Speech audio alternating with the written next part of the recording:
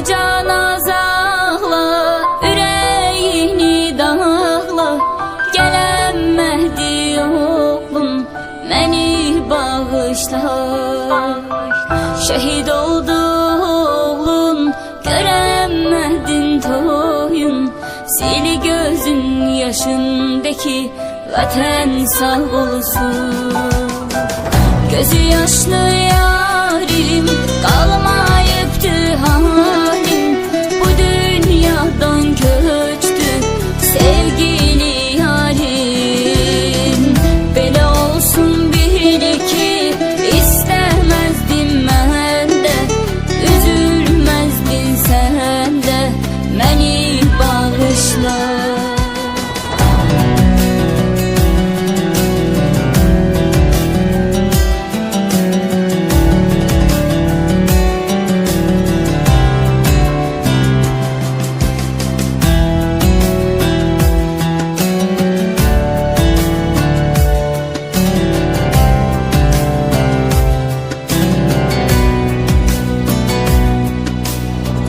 Ne olar sevgilim, sil gözün yaşını, sen dik tut başını, vətən sağ olsun.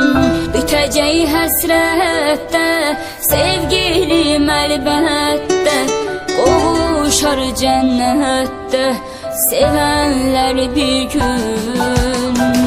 Məni səndən aldı, torpaq ayrı saldı, ayağına üzülmə, başın sağ olsun.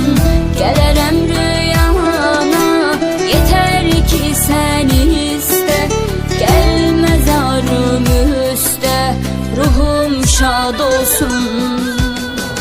Tabutum sarıldı, üç renkli bayrağa, bu doğma torpağa fedadır canım. Bu yalan dünyadan gittim hakka sarı, oy vətənim baharı, sağ olsun yarım. Anacan azağla, ürəyini dağla, gələnmədi oğlum, məni bağışla. Şehit oldu oğlun, görənmədin toyun, sil gözün yaşındaki vətən sağ